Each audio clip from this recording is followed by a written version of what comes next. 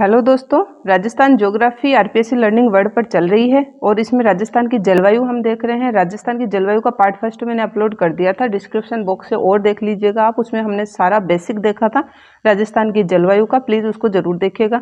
राजस्थान की जलवायु का पार्ट 2 है आपके सामने और आज इस पार्ट पर आप लास्ट तक इस वीडियो में बने रहिएगा। क्यों? क्योंकि कोपेन का वर्गीकरण आज आपको इजीली याद होने वाला है। इसके नेक्स्ट वीडियो में हम त्रिवार्ती और थॉर्नवेट का वर्गीकरण और इनकी जो कंपैरिजन सीट है वो भी नेक्स्ट वीडियो में देखेंगे। बिकॉज ये तीनों अगर ऐड करते हैं तो काफ़ी वीडियो लंबा हो जाता, आपको भी बोरियत सी महसूस होती। तो आज के इस वीडियो में कोपेन का वर्गीकरण डिटेल से देखेंगे और इजीली देखेंगे।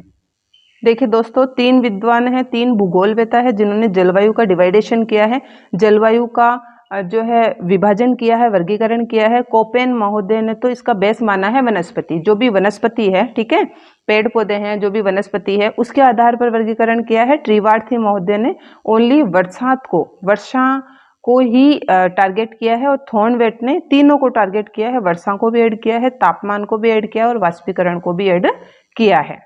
सबसे पहले तो कोपेन कौन थे? प्रसिद्ध भूगोल वेता थे और ये जर्मनी के मौसम वेता थे, ठीक है।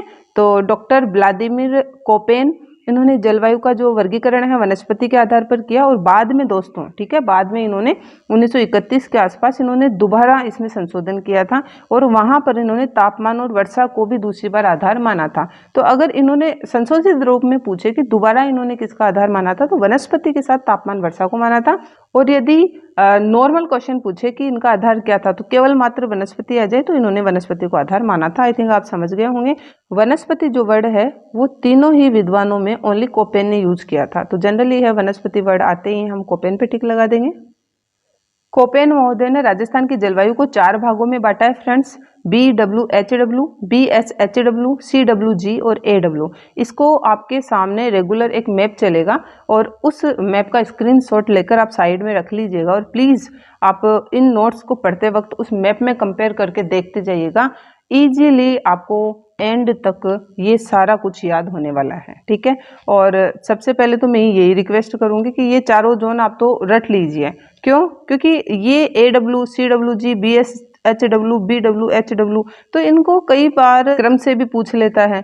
तो देखो, इसको इजीली आप ऐसे याद कीजिएगा, AW और फिर बाद में देखिए CW, B को गायब कर दिया, ठीक है, AW CW, ओके। तो AW CW के बाद में देखो BSH और BWH, BSH और BWH। इस प्रकार से आप इसको थोड़ा सा 2-4 बार बोलेंगे, आपको याद हो जाएगा। ये देखिए दोस्तों, ये अपना राजस्थान है और इसको 4 जलवायु क्षेत्रों में कोपेन महोदय ने डिवाइडेशन किया है। ये है AW, CW, BSH और BWH। इस मैप को क्लियर हम लास्ट में करने वाले हैं। अब देखिए, इन चारों में ये जो अल्फाबेट यूज आ रहे हैं इनका अपना अपना सेंस है। तो देखिए, इसका मतलब भी हम समझ लेते हैं। W और S, ये देखिए W और S यूज हो रहा है। तो W का मतलब तो होता है शुष्क मरुस्थल, ये W तो होता है मरुस्थलीय प्रदेश में जो जलवायु है। S का मतलब होता है अर्ध शुष्क, इस S का मतलब है BSSW में अर्ध शुष्क मरुस्थलीय जलवायु है यहाँ पर, ठीक है। इसके बाद में ABCDE, ये 5 जो सिंबल भी इन्होंने कोपेन महोदय ने यूज किए हैं। A का मतलब देखो कटिबंध माना है, तो A का मतलब उष्ण कटिबंध, B का मतलब जो भी शुष्क स्थल है उसमें शुष्क और अर्ध शुष्क दोनों आ गए, ठीक है। अब देखो, शुष्क और अर्ध शुष्क को इन्होंने B में लिया है, ये देखिए शुष्क और अर्ध शुष्क को इन्होंने B में लिया है। लेकिन इसमें भी इन्होंने H और K 2 डिवाइडेशन किया है। H का मतलब गर्म या शुष्क क्षेत्र, K का मतलब ठंडा या हिम क्षेत्र। अब ठंडा मरुस्थल तो अपने है नहीं, तो H है अपने गर्म मरुस्थल है, तो ये देखिए यहाँ पर H यूज हुआ है, ठीक है। इसके साथ में C उपोष्ण कटिबंध को यूज किया है, तो ये उपोष्ण कटिबंध के अंतर्गत आता है अपना राजस्थान का अधिकांश भाग। और D शीतोष्ण में आता है और E शीत या बर्फीली जो हिमपात का जो एरिया है उसमें आता है। तो D E का हमारे यहाँ यूज है नहीं। हमारे राजस्थान के जलवायु वर्गीकरण में इन सिंबल्स का यूज किया गया है, तो आप इसमें कंपेयर करके देखिएगा। एक अलग से G का यूज भी किया गया है, तो G का मतलब होता है गेंगेटिक प्लेन, मतलब गंगा नदी के आसपास का क्षेत्र। अब हम 1 बाय 1 इन सभी जोन को क्लियर कर लेते हैं। सबसे फर्स्ट है BWHW। BWHW का मतलब है उष्ण कटिबंधीय और शुष्क मरुस्थलीय जलवायु, ठीक है। ये BWHW में उष्ण कटिबंधीय शुष्क मरुस्थलीय जलवायु प्रदेश है ये। यहाँ पर कौन सी वनस्पति पाई जाती है? मरुद्भिद या जीरोफाइट्स पाई जाती है। अब आप मैप में देखते चलिए, ये पूर्ण रूप से जो अपना मरुस्थल भाग था, हमने भौतिक प्रदेश देखे थे राजस्थान के, तो वहां पर पूर्ण रूप से जो मरुस्थली है, तो शुष्क मरुस्थल आ गया उसमें। अब देखो वनस्पति मरुद्भिद पाई जाती है, वहां पे जीरोफाइट्स कांटेदार जो वनस्पति पाई जाती है। इसका विस्तार पश्चिमी राजस्थान है। पश्चिमी राजस्थान में जो आप मैप के अकॉर्डिंग इसमें आप ये डिस्ट्रिक्ट देख लीजिएगा, जैसलमेर, बीकानेर, बाड़मेर और थोड़ा जोधपुर का पार्ट आता है। इसके साथ में चूरू, हनुमानगढ़ और श्री गंगानगर का आंशिक भाग आता है, बहुत ही कम भाग आता है। ठीक है, इसका प्रतिनिधि जिला बीकानेर है। प्रतिनिधि जिले का मतलब होता है दोस्तों सेंट्रल डिस्ट्रिक्ट। ठीक है भाई, किसी भी जलवायु प्रदेश का सेंट्रल डिस्ट्रिक्ट माना जाता है, तो सेंट्रल डिस्ट्रिक्ट यहाँ पर बीकानेर माना गया है। ये हो गया BWHW। अब देख लीजिए BSHW। तो BSHW में देखो कोपेन के वर्गीकरण में सबसे बड़ा जलवायु प्रदेश है ये देख सकते हैं यहाँ पे, ये BSHW इन चारों में सबसे बड़ा जलवायु प्रदेश माना है कोपेन ने। ठीक है, बहुत ही ज्यादा विस्तार है इन तीन की तुलना में BSHW का। BSHW का मतलब है उष्ण कटिबंधीय अर्ध शुष्क जलवायु प्रदेश। ठीक है, और अर्ध शुष्क को स्टेपी जलवायु प्रदेश भी कहते हैं। स्टेपी जलवायु प्रदेश इसलिए है क्योंकि यहाँ पानी है नहीं, अर्ध शुष्क जलवायु है। ठीक है, तो स्टेपी मतलब छोटी घास युक्त यहाँ पर जो वनस्पति पाई जाती है। स्टेपी मतलब छोटी घास युक्त वनस्पति यहाँ पर पाई जाती है। और इसके साथ में कोपेन के वर्गीकरण में सबसे बड़ा जलवायु प्रदेश हो गया ये। और विस्तार अगर इसका देखें तो BSHW का विस्तार बहुत ज्यादा है, इसीलिए तो सबसे बड़ा जलवायु प्रदेश है। और इसका विस्तार तो देखो BSHW में जो अर्ध शुष्क जो भौतिक प्रदेश देखा था हमने राजस्थान का, वो पूरा का पूरा आ गया दोस्तों। लूणी बेसिन, नागौर उच्च भूमि, शेखावाटी प्रदेश और घग्गर बेसिन। ये देखिए दोस्तों, यहाँ पर घग्गर बेसिन चलता है, ये भी इसमें ही आता है। और इसके साथ में शेखावाटी का प्रदेश, फिर नागौर उच्च भूमि और लूणी बेसिन, इसीलिए ये सबसे बड़ा है। और इसका प्रतिनिधि जिला नागौर उच्च भूमि में नागौर को माना गया है। प्रतिनिधि जिला मतलब सेंट्रल डिस्ट्रिक्ट है ये। और इसके साथ में देखिए इस प्रकार से भी क्वेश्चन आ जाता है, ये अरावली के वृष्टि छाया प्रदेश की जलवायु है।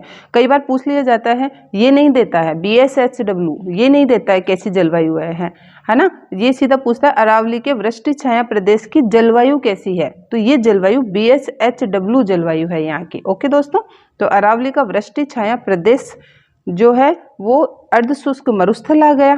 तो अर्ध शुष्क मरुस्थल में किस प्रकार की जलवायु हो गई? BSHW। अब तीसरे नंबर पर चलते हैं CWG और फिर देखेंगे AW।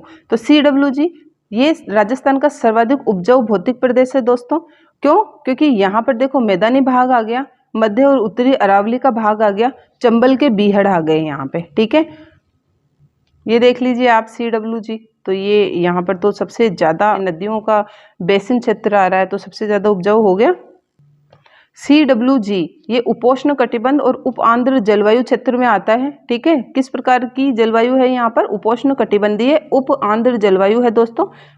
वनस्पति या मानसूनी वनस्पति पाई जाती है। अब देखिए यहाँ पर मानसून बहुत ही अच्छा होता है, तो मानसूनी वनस्पति हो गई यहाँ पर। ठीक है, वर्षा की जो लेवल है यहाँ पर बहुत अच्छा है और उपजाऊ भूमि है, तो मानसूनी वनस्पति हो गई। इसके साथ में जनसंख्या घनत्व भी यहाँ सर्वाधिक है CWG के जलवायु क्षेत्र में। विस्तार मैदानी भाग आ गया, मध्य और उत्तरी अरावली का क्षेत्र आ गया और पठारी भाग आ गया। इसके साथ में चंबल बीहड़ कई बार पूछ लिए जाते हैं कि चंबल बीहड़ सबसे पहले तो कहाँ पड़ते हैं दोस्तों? चंबल बीहड़ सवाई माधोपुर, करौली और धौलपुर में सबसे ज्यादा है। चंबल नदी के किनारे किनारे जो बड़े बड़े गड्ढे हो जाते हैं, कटाव हो जाता है मिट्टी का, उसको चंबल बीहड़ कहते हैं। तो चंबल बीहड़ किस जलवायु प्रदेश में आता है? तो CWG जलवायु प्रदेश में आता है। और इसका प्रतिनिधि जिला या सेंट्रल डिस्ट्रिक्ट टोंक है दोस्तों। अब देख लेते हैं AW। सबसे पहले तो सबसे छोटा जलवायु प्रदेश है। सबसे बड़ा कौन सा था? BSHW। सबसे उपजाऊ कौन सा देखा हमने अभी? CWG। अब सबसे छोटा कौन सा हो गया दोस्तों? AW। सबसे ज्यादा वनस्पति यही मिलती है। अब देखो यहाँ पर तो जो है ये आंध्र जलवायु और उपांध्र क्षेत्र में आ रहा है, तो यहाँ पर बरसात बहुत ज्यादा होगी, नेचुरल है, तो यहाँ घनी प्राकृतिक वनस्पति होती है और सवाना घास यहाँ पर पाई जाती है। तो सवाना घास के मैदान, सवाना मतलब ऊंची और सघन घासें होती है, वो AW क्षेत्र में पाई जाएगी जहां पर बरसात ज्यादा होगी। ठीक है, और AW मतलब उष्ण कटिबंधीय आंध्र जलवायु प्रदेश। अब वन कौन से होंगे? मानसूनी पतझड़ वन यहाँ पर पाए जाते हैं। विस्तार देखें तो डूंगरपुर, बांसवाड़ा, झालावाड़, उदयपुर, प्रतापगढ़, बारां का दक्षिणी भाग और प्लस माउंट आबू। तो पूछ लिया जाता है माउंट आबू किस जलवायु प्रदेश में आता है? तो AW जलवायु प्रदेश में आता है। अब शॉर्टली ले तो मैप के अकॉर्डिंग ये देखो दोस्तों, AW तो इसमें हाड़ौती, लेकिन बूंदी नहीं आता, ठीक है। बूंदी को छोड़कर पूरा हाड़ौती आ जाता है, और ये वागड़ आ जाता है, डूंगरपुर बांसवाड़ा, और उदयपुर का कुछ पार्ट आता है, और प्लस माउंट आबू को AW में शामिल किया गया है। और इसका प्रतिनिधि जिला कौन सा है, सेंट्रल डिस्ट्रिक्ट कौन सा है, डूंगरपुर। तो यहाँ पर हमने चारों जलवायु प्रदेश कोपेन के वर्गीकरण के आधार पर डिटेल से देख लिए हैं दोस्तों। अब 1 मिनट लगेगी, हम थोड़ा सा मैप को वापस देख लेंगे। क्यों? क्योंकि ये करीब करीब हमारे क्लियर हो गए। अभी मैंने बताया था आपको AW, CW, BSH और BWH ऐसे याद कीजिएगा, आपको याद हो जाएगा। बाकी दोनों में WW है ही, ठीक है। AW, CWG, BSHW और BWHW। अब देखो BWHW में हमने क्या देखा, जैसलमेर, बीकानेर, बाड़मेर तो मुख्य रूप से आ रही है। जोधपुर का थोड़ा सा हिस्सा लगता है। फिलहाल जोधपुर में जो फलोदी का पार्ट अलग हो गया है, अब फलोदी का पार्ट लगने लगा है। चूरू, हनुमानगढ़ और श्रीगंगानगर का आंशिक भाग यहाँ पर लग रहा है। इसके बाद में BSHW जो सबसे बड़ा जलवायु प्रदेश है, उसमें तो देखो लूणी बेसिन और घग्गर बेसिन, नागौर उच्च भूमि और शेखावाटी, ये सारे के सारे आ गए, ठीक है। इसके साथ में CWG में, अब ये थोड़ा सा ट्रिक वाइज मैंने लिखने की कोशिश की थी, ABCD जयपुर और RSTU, आपको अच्छी लगे तो आप देख लीजिएगा। A से मतलब अजमेर, अलवर, B से बूंदी, भीलवाड़ा, भरतपुर, कोटा, C से चित्तौड़, D से दौसा, जयपुर, R से राजसमंद, S से सिरोही और T से टोंक और U से उदयपुर, ठीक है। और S से आप सवाई माधोपुर भी लीजिएगा। ये शॉर्टली मैंने लिखा था। बाकी जो ये जो मैप का आपने स्क्रीनशॉट लिया है, उसी के अकॉर्डिंग आप देखेंगे तो ये डिस्ट्रिक्ट है वो इसी में भी क्लियर हो रहे हैं, आप अलग से भी लिख सकते हैं। कोपेन महोदय का वर्गीकरण यहाँ पर होता है कंप्लीट। और अगर आपको ये वर्गीकरण अच्छा लगा, समझ में आया, तो प्लीज़ कमेंट करके ज़रूर बताइएगा। Thank you so much friends.